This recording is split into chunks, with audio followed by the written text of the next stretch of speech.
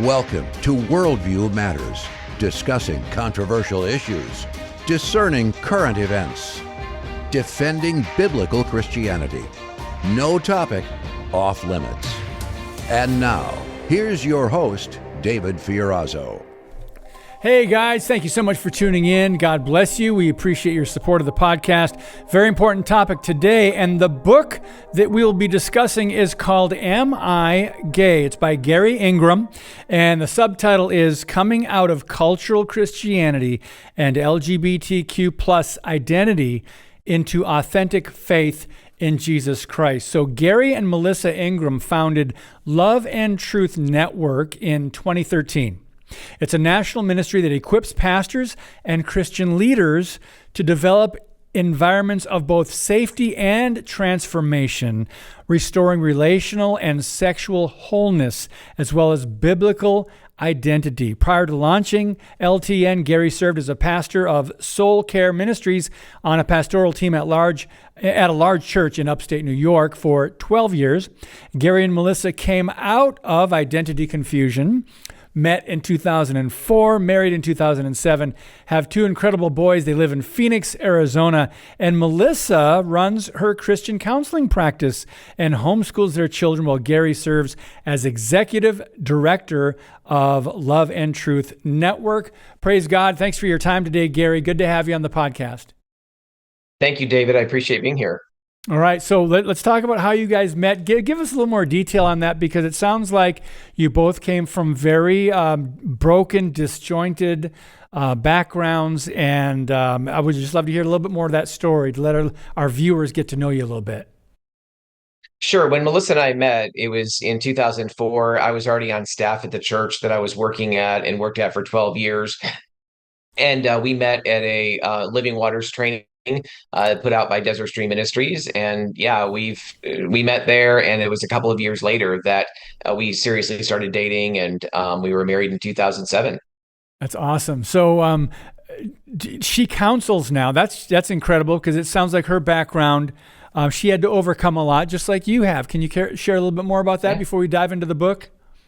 Yeah, so Melissa had been involved in several long-term relationships with guys, and those were sexually broken as well. She really was kind of giving herself away just to have the emotional connection, and then later broke off an engagement to a guy that she was engaged to be married, and got involved with a woman and felt like this is what she'd been looking for her whole life. And so, yeah, both of us, and for me, I dealt with same-sex attraction, pretty much from as far back as I can remember. Early childhood exposure to pornography, early sexualization, and even some sexual abuse by some older neighborhood boys. And that, coupled with lack of connection to my father, really over-identification with my mom, my one sister, just never feeling like I fit into the world of boys and men, all of that kind of, and other things too, but all of those things kind of congealed into this, ultimately leading into this confusion around my gender, and am I a boy? And I was attracted to guys rather than girls. And so all of that, and all the while going to church, by the way, and the church having no answers on these topics back when I was wrestling with it. Well, let's talk a little bit more about that. It's important because we'll get to chapter 3 in your book and talk about fatherlessness and the benefit of having a father in the home, which is huge. But I think I read somewhere early on in your book, it may have been that chapter, maybe in the introduction, where your family was in church, right? You went all the time. You were there. But that doesn't mean that everybody was really taken care of. You were having, problems, and, just share a little bit about that. We can be busy with maybe good things, maybe ministry, but at the sacrifice sometimes of family. Can you share a little bit more about that?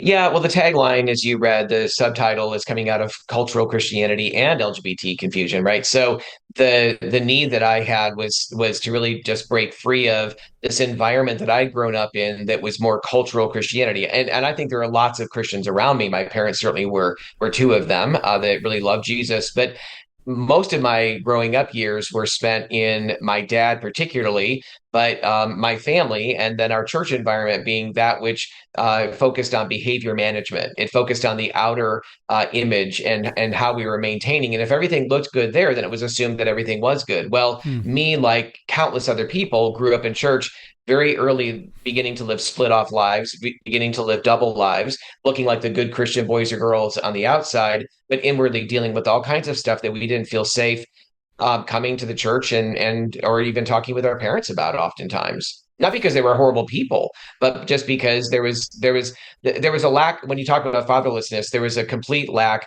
for my dad to even know that my heart needed to be shepherded. He just Mm. thought behavior needed to be managed. I needed my dad to connect with me at a heart level and really help share his faith with me in a relational kind of way. And that didn't happen until much, much later in life. I hope most people understand what you just shared as far as the importance of connection. That word, I like the way you put that too. Behavior needed to be. What did you say? Behavior needed to Well, be. we focus so much on behavior management, and like Yeah, Jesus managed. blasted the Pharisees for cleaning the outside of the cup versus dealing with the inside, right? And Yeah. that's where so often Christian parents go awry, is only looking at the outer and really not knowing how to connect and bond with their sons and daughters at a heart level. So is that in part what you mean by when you talk about that we are profoundly impacted by the environments we grow up in? Is it much of a broader scope, or are you really focusing on that relationship with parents?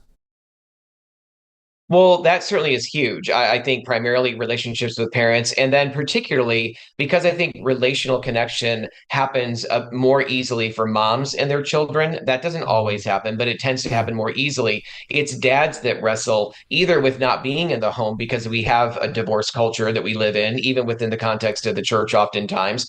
But even when dads are physically present in the home, as mine was, oftentimes they are completely emotionally absent or largely emotionally absent, and that does have a scarring impact on kids too.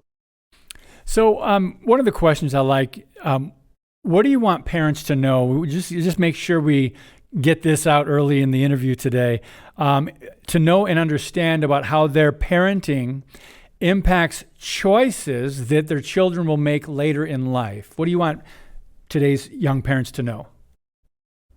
Well, two things I want parents to know is for those who have made mistakes to understand that the direction their child has gone in, as I did, their involvement is not determinative that their child is going to be gay or any of those things. We make our own choices, but to understand how critical our role is in helping to form and shape the direction of a child, and especially for young parents or those who are not yet parents who want to be parents, we do a whole lesson now on prevention as well as recovery for parents, and we really want to get with younger parents or those who want to be parents to really help them understand, especially dads, man, your role is vital from the very early stages of life, especially for boys around a year and a half to 2 years old and beyond. But you have a vital role to play in the formation of your child. And also, dads are kind of an icon into who we understand God to be as we become teenagers and we become young men and even young women.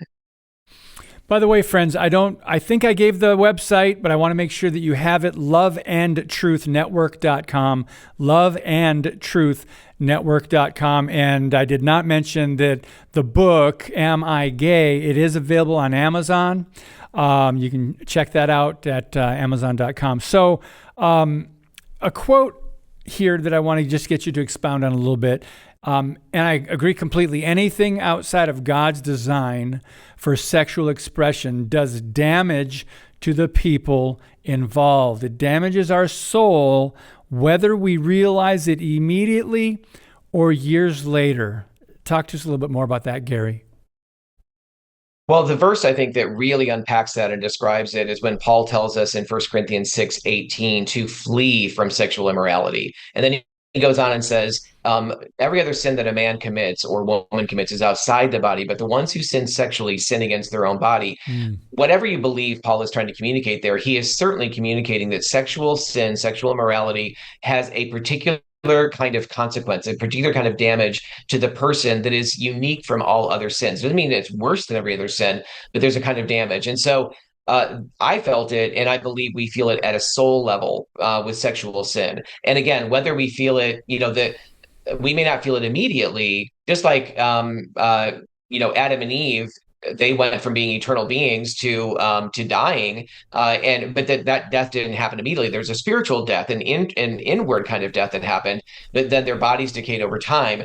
The same is true when we sin sexually. There's a kind of damage that starts to set in that we oftentimes don't realize until much later in life. So, friends, we're speaking with Garry Ingraham, and the book is called Am I Gay? You can get it at various places, the website, on Amazon.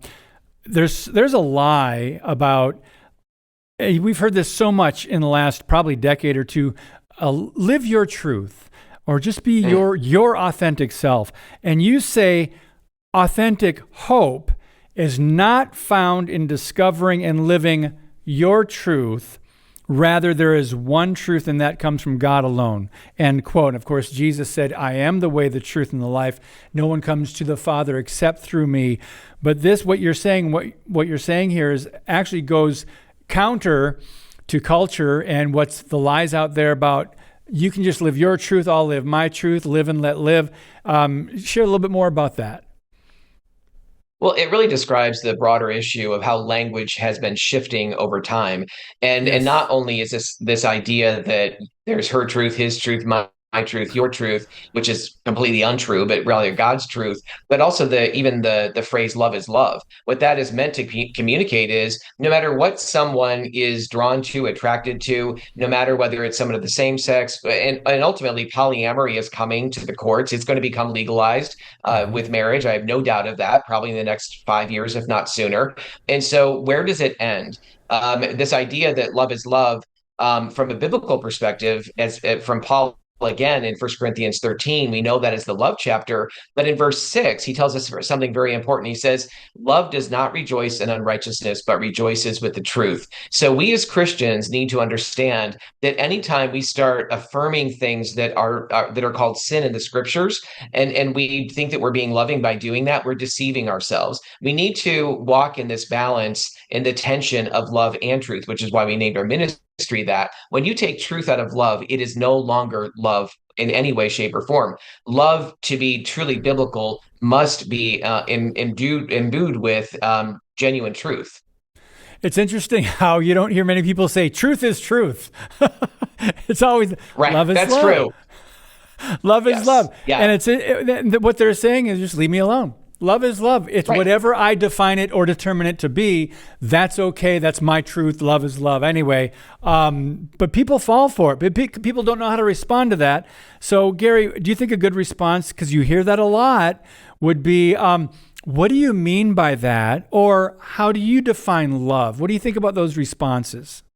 Yeah, those are great responses. I think genuine questions are a great response. I also recently had a conversation with someone where I was asked about conversion therapy, and what I immediately asked somebody who asked me that is, well, what do you understand that to be? Because nobody understands what that is even talking about. And so if it's torture and shame, hey, I'm all against that too. But that's not really what we're talking about. So I think it is good to define terms and make sure that we're talking about the same thing, rather than kind of getting painted into a corner. And one of the reasons Christians acquiesce to the whole love is love phrase is because it is easier. It is easier to just kind of go along rather than saying something and working out the tension of, I need to share this truth with you, but I want to be really loving and gracious about it. Those things are not mutually exclusive. They can be both, and they should be both in the same conversation. I've heard a pastor say, if you truly love someone, you will tell them the truth. And it's not up to you how they respond. It's up to you how you deliver it with a heart of compassion and sincere concern for their soul. So if we approach it with that, we love people.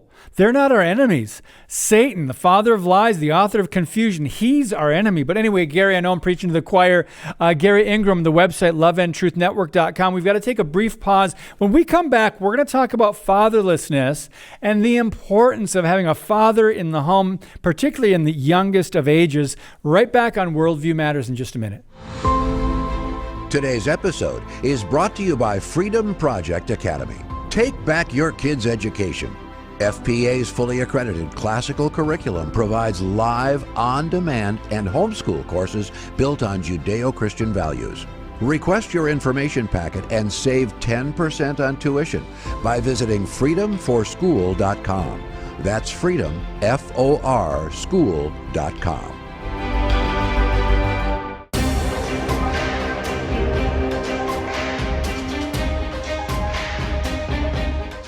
If you know someone who might be interested in sponsoring Worldview Matters, please send us an email, worldviewmatters@fpeusa.org. You can go to the website, of course, worldviewmatters.tv.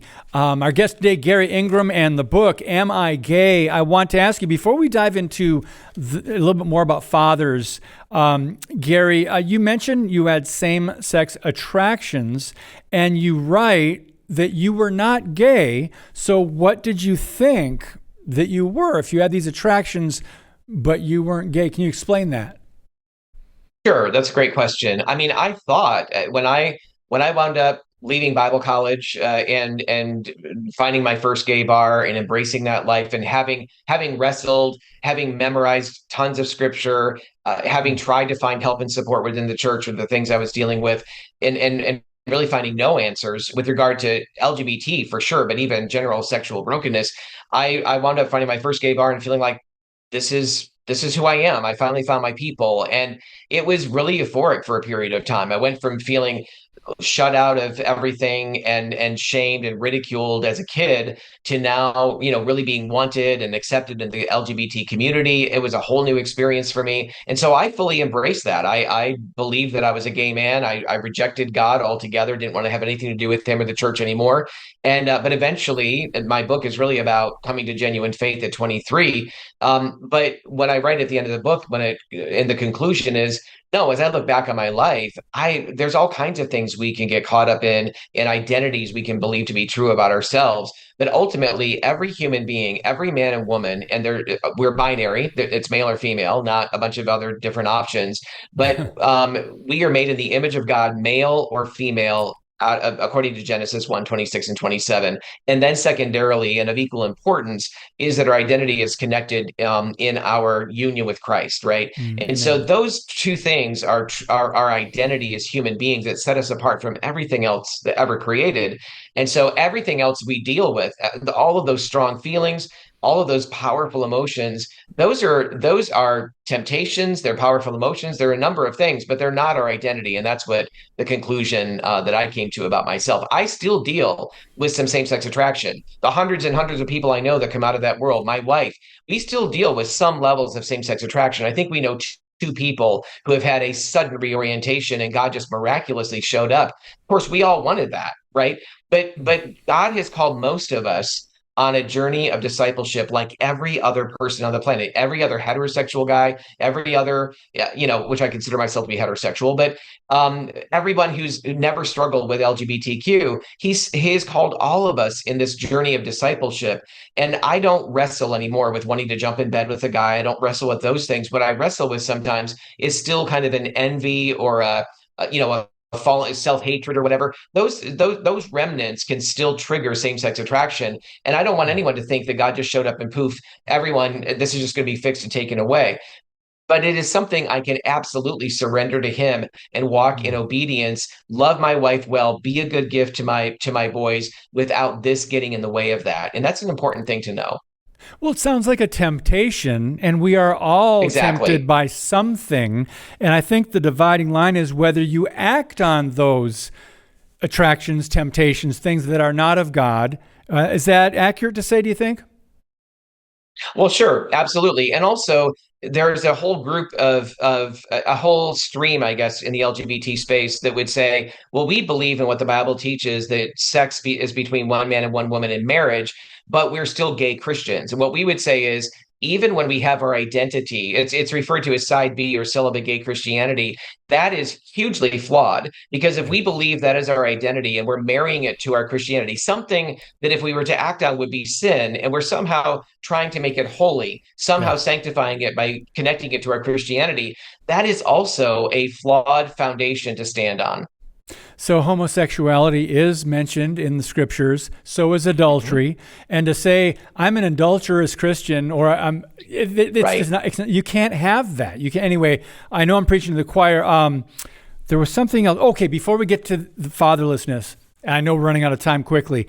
You mentioned community, and I think of koinonia, I think of communion that we can have with Christ, and we have in the fellowship of our church, our brothers and sisters, our church family. And a lot of people that have come out of the LGBTQ lifestyle have said community is what really drew me in. How can the church be better in ministering maybe to those with same-sex attraction, to the LGBTQ, to minister to them and give them community? I find that to be a problem I don't think we've really gotten to the bottom of. Well, I agree with you wholeheartedly, David. And I think the first thing that we need to do within the body of Christ, we are typically living pretty tepid relationships with one another in the general biblical space or Christian church space.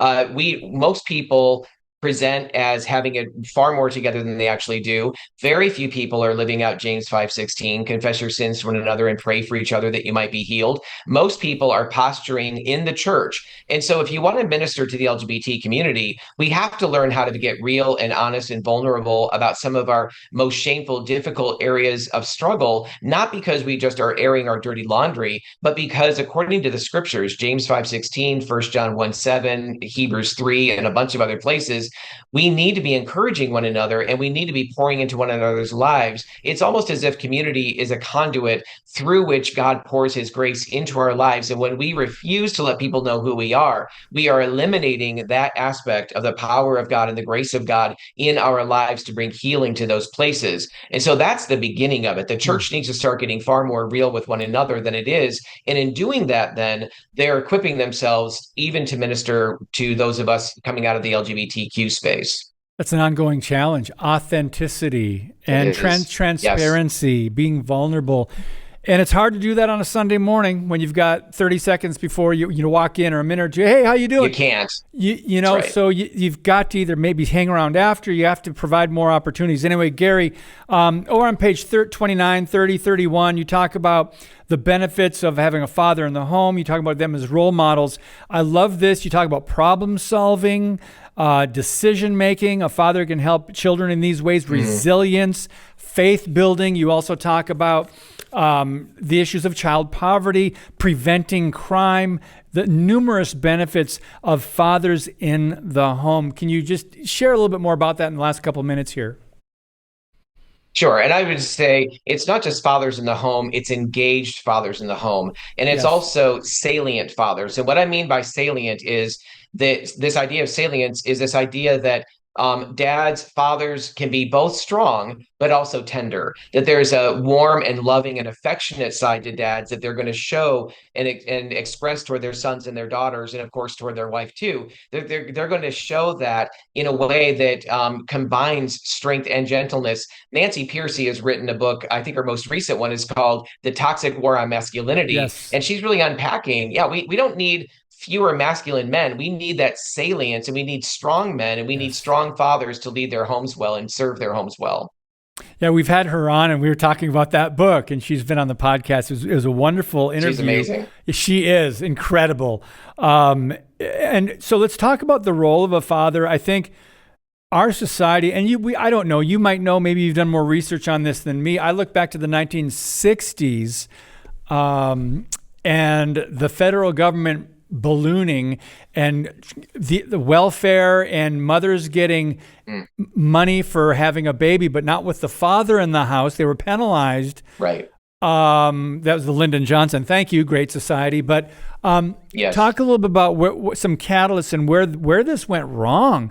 Because like I said, I think we talked about it earlier, the African American community is up to, I think, 75 plus percent of families do not have a father in the Black community. That's horrible. Right. So just share on that in the last couple of minutes here. Sure. So Candace Owens talks a lot about this from the Black community perspective, for sure. And I think right along with the Great Society stuff that was being pushed by government, at the same time, or around the same time, maybe toward the end of the 50s, you also have Alfred Kinsey coming on the scene You've got Hustler Yes. magazine and all this other garbage being pushed, the sexual male, and then later, 5 years later, I think he wrote the book on this sexual woman or female, and Yep. all this garbage is getting pushed in terms of what freedom really looks like, and we're buying into the lie that the more partners I have, the more the quote unquote free I am, the better I'm going to feel and be. Well, you look at our society now. There's been we haven't lived in a time when there's been more counseling going on, and yet at the same time more suicidal ideation, more anxiety, more depression. Really, it is a matter of turning back to the Lord, and fathers play a huge role in a child's understanding.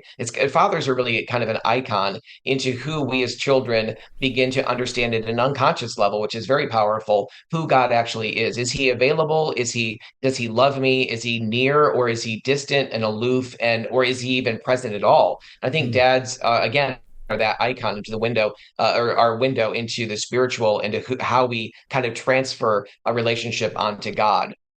Thank you for going back into history a little bit, because we need a better understanding of how we got here. Also, what we can do now. But Alfred Kinsey, before that, was Margaret Sanger and the That's right. radical feminist movement. And she had a birth control review cover with a woman on her knees chained to a big black cast iron ball. And on that ball, it said unwanted babies. So there was messages being sent out. This was 100 years ago. And then in the 40s, Yep.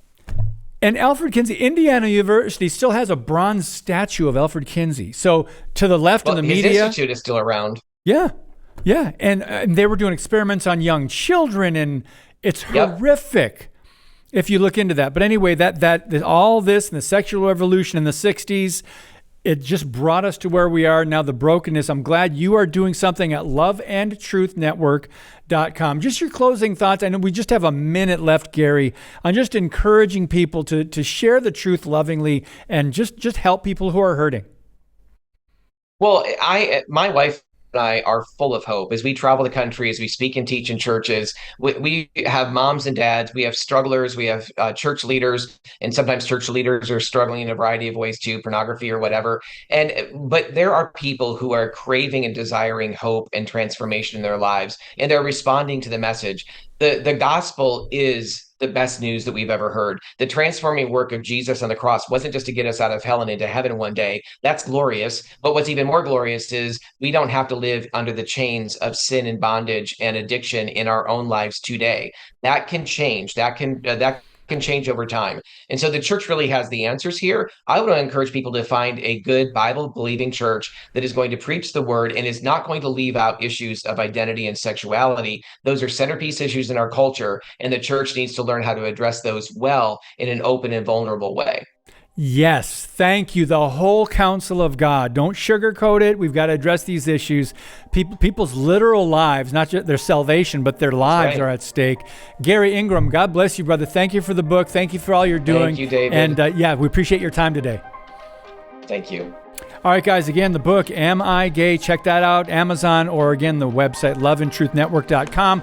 God bless you, and as always, keep speaking the truth about things that matter.